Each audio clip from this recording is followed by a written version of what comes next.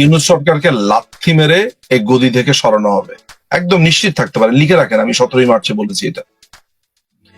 এই দখলদার বাহিনীকে লাথি দিয়ে এই তার হাবাদুল্লাহ থেকে শুরু করে টোকাইদেরকে একদম একদম উৎখাত, মানে কি আপনি কল্পনাও করতে পারবেন না তাদেরকে কিভাবে সরানো হবে। আপনি লিখে রাখেন 17 মার্চ 2025 সালে আমি এটা বলেছি।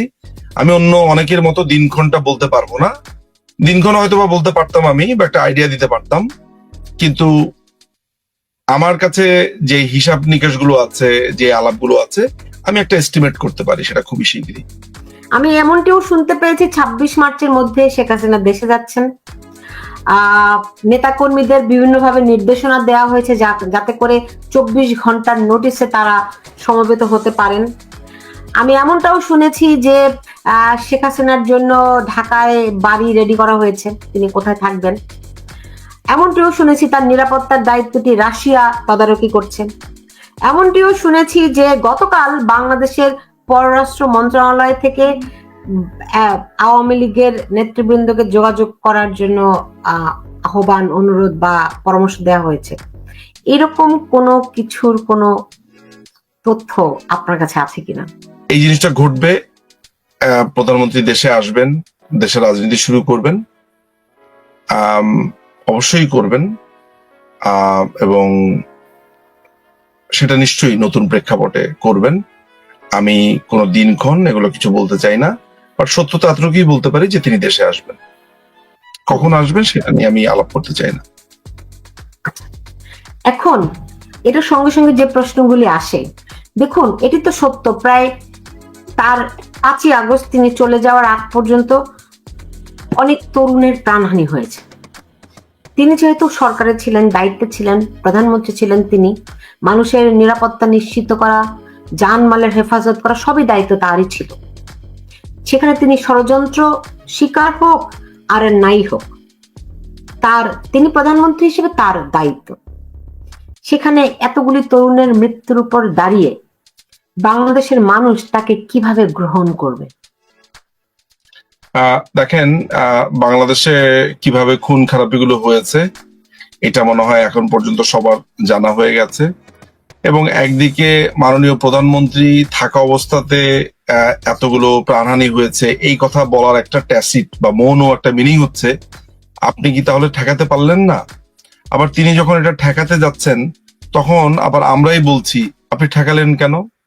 তো যেই জাতি একবার কলা বুঝে দিতে বলে আর একবার কলা ছিলে দিলে কেন, আবার কলা খুলে দাও, এই দুই রকমের কথাবার্তা বলে যে জাতি, সেই জাতির একটা পুরো দেশটাই এমন, কোনো কিছুতেই স্যাটিসফাইড না। প্রধানমন্ত্রী দমাতেই চেয়েছিলেন, যার প্রাণহানি যাতে না হয় সেজন্য তিনি দমাতে চেয়েছিলেন। দমানোর সময় আপনারা কি বলেছেন? যেই ছেলে শিবিরের সাথী তাকে নিয়ে যাচ্ছিল, আপনারা তখন কি বললেন? অর্থাৎ সাধারণ মানুষ কি বললো? 17 বছরের একটা বাচ্চা, একটা ধেরে একটা ছেলেকে ধরে নিয়ে যাচ্ছে, তাকে আপনারা 17 বছরের কিশোর বলে পুরো বাংলাদেশে আপনার রিট পিটিশন করে নানান রকমের এই জামাতিরা করলো। সেখানে এই প্রগতিশীলরা আহা উহু করে একাকার করে ফেললো, একটা ছোট বাচ্চাকে ধরে নিয়ে যাচ্ছে। পরবর্তীকালে কি প্রমাণিত হলো? সেই ছেলে মোটামুটি প্রগতিশীলদের এমন অপমান করেছে যে দেখা গেল যে ওই যে শিবিরের যে সাথী সম্মেলনে সে দাঁত কেলিয়ে হাসছে। অর্থাৎ সে যে সাধারণ মানুষের ইমোশন নিয়ে খেলা করেছে, এটা তো মাননীয় প্রধানমন্ত্রী আগেই ধরতে পেরেছে, যেটা রাজাকারের বাচ্চাগুলো, এই সবাইকে তিনি রাজাকার বলেননি, সেটাও অবশ্য কথা, কিন্তু তিনি তো বলেছেন যে রাজাকারের থেকে একজন মুক্তিযোদ্ধার সন্তান চাকরির অগ্রাধিকার পাওয়া উচিত, এটা মতামত দিয়েছে, এটা সবারই মতামত। ফলে যেই কথাটা হয়েছে সেটা হচ্ছে যে উনি যখন এগুলা দমাতে গিয়েছেন তখন আপনারাই বা বাংলাদেশের অনেক মানুষ বলেছে যে ছোট বাচ্চাকে ধরে কেন, ও কি শিবির করতে পারে কিনা। এমনকি ওই ছেলেও অভিনয় করে বলেছে যে আমাকে শিবির, আমি নাকি নামাজ পড়লে আমার নাকি বলে শিবির, অথচ শেষ পর্যন্ত প্রমাণিত হয়েছে যে শিবির। তো এইভাবে নানান ধরনের প্রতারণা যখন করা হয়, এবং এই প্রতারণা সরকার ঠেকাতে পারে, কিন্তু সাধারণ মানুষ যখন এই প্রতারণার ফাঁদে পড়ে সরকার কি আবার দোষী সাব্যস্ত করে, তখন সরকারের তো কিছু করার থাকে না। সেটা বাংলাদেশের ক্ষেত্রে হয়েছে। সরকার তো প্রথম থেকেই এই আন্দোলনটাকে একটা শান্তিপূর্ণভাবে দেখেছে, এটা আপনি জানেন যে প্রথম 14 দিন কোনো কথাও বলেনি। বাংলাদেশ আওয়ামী লীগ, ছাত্রলীগ তো ওদের সাথে শেষ পর্যন্তও ছিল। তারা বলেছে যে একটা যৌক্তিক সংস্কারের পক্ষে, তারা এমনকি এখনো বলছে। এই যে আমি কলকাতা থেকে ঘুরে এলাম, সাদ্দামের সাথে কথা হলো, ইনানের সাথে কথা হলো, তারা তো বলেছে যে এটা একটা শান্তিপূর্ণ, এটার একটা মানে কোটার সংস্কারের দাবিতে ছাত্রলীগই ছিল রাস্তার মধ্যে। এই কথাটা সামনে আসছে না। ওরা আমাকে যে ইন্টারভিউ দিয়েছে সেই ইন্টারভিউ আমি ছাড়লে আপনারা দেখবেন যে ছাত্রলীগ তো বরাবরই যৌক্তিক একটা সংস্কারের পক্ষ ছিল, তাহলে সমস্যা কোথায়?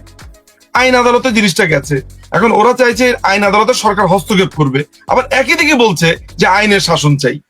মানে নিজের ক্ষেত্রে যখন রায়টা যায় নাই তখন মানে ম্যানুপুলেট করতে বলছে যে আপনারা এটা বলেন, আপনারা কি পারেন না, আপনারা বললেই তো হয়ে যায়। আবার যখন বলে তখন বলে আপনি আইনের শাসন ভেঙেছেন। সো এই জাতিকে নিয়ে আপনি যাবেন কোথায়? এই হচ্ছে ঘটনা। এই জাতিকে নিয়ে আপনি কোথাও যেতে পারবেন না। এটা একটা ফেইল্ড স্টেটস। আমি এক কথায় বলে দিচ্ছি যে এটা একটা ব্যর্থ রাষ্ট্র এবং এখানে গৃহযুদ্ধ শুরু হয়ে গেছে। এখন আপনি দেখেন, আপনি তো জানেন যে জাতিসংঘের মহাসচিব তিনি বাংলাদেশ সফর করছেন, এবং এরই মধ্যে আমরা বিভিন্ন জায়গায় রিপোর্ট দেখছি যে যেখানে বলা হচ্ছে যে আরাকানিদের জন্য বাংলাদেশকে একটা করিডোর দেওয়ার জন্য জাতিসংঘের মহাসচিব বলেছেন।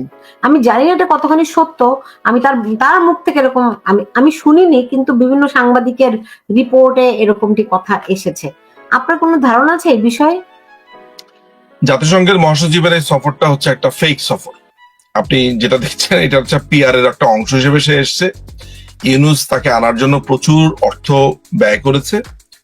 তার দেখানোর উদ্দেশ্য ছিল যে বাংলাদেশে সংখ্যালঘুদের উপর আক্রমণ হচ্ছে না।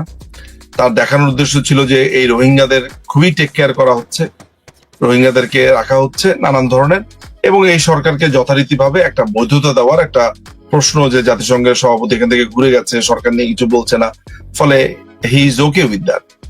সো এইটা একটা পিআর এর অংশ হিসেবে এই জাতিসংঘের এই মরা লোকটা এসেছে, যার ঢাল নাই, তলোয়ার নাই, নিধিরাম সর্দার, যার কিছু করার ক্ষমতাও নাই।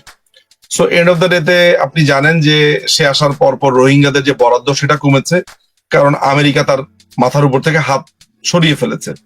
ভলকার তুর্ক আপনি জানেন যে কয়দিন আগে কি বলেছে, যে সেনাবাহিনীকে একটি সার্বভৌম রাষ্ট্রের উপরে হস্তক্ষেপ করেছে। সুতরাং এটাও বাংলাদেশের মানুষ ভালোভাবে নেয়নি। স্বাভাবিকভাবেই তারা বাংলাদেশের রাজনীতিতে হস্তক্ষেপ করেছে জাতিসংঘের মতো একটা জায়গাতে, এবং তারা যে ইউনুসের পিআর এর একটা অংশ, সেখানে এই অ্যান্তনিওর এই সফর, ভলকার তুর্কের বক্তব্য, ইউনুসের বক্তব্য সবকিছু মিলে অনুমেয়।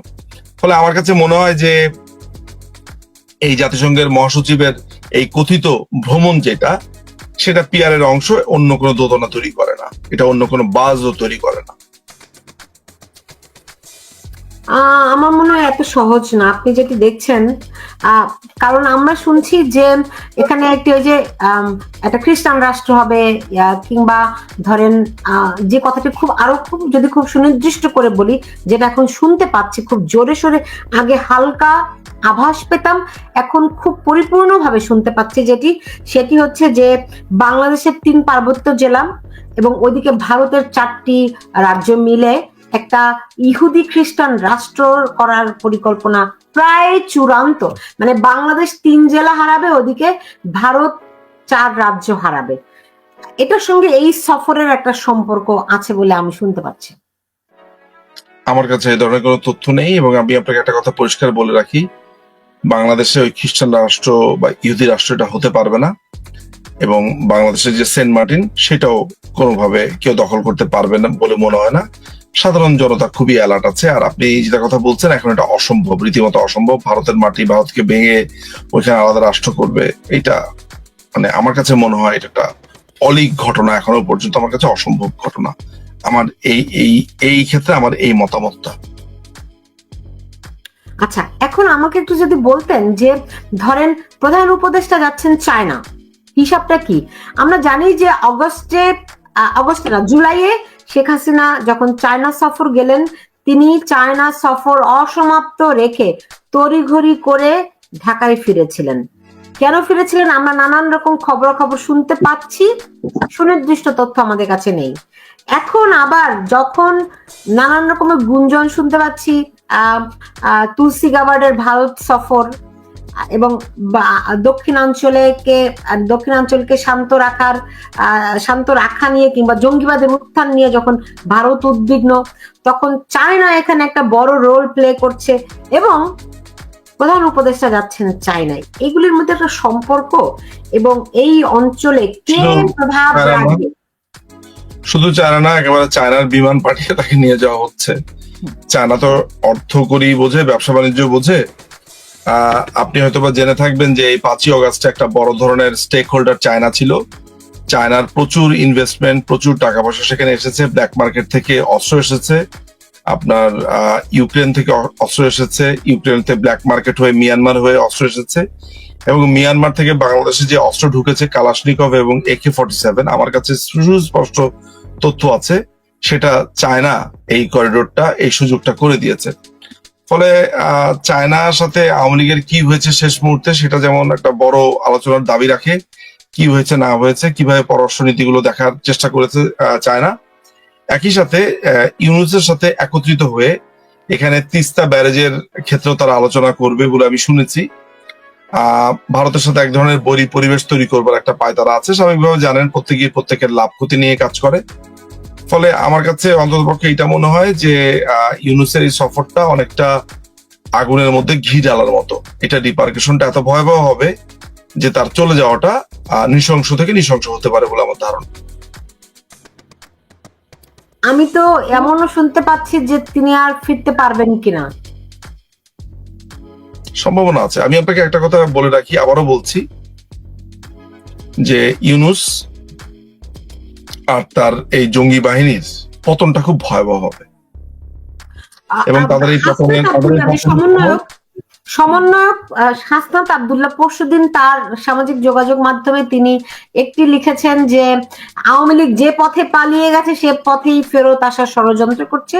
তার 2-3 ঘন্টা পরে বোধহয় লিখেছে যে আওয়ামী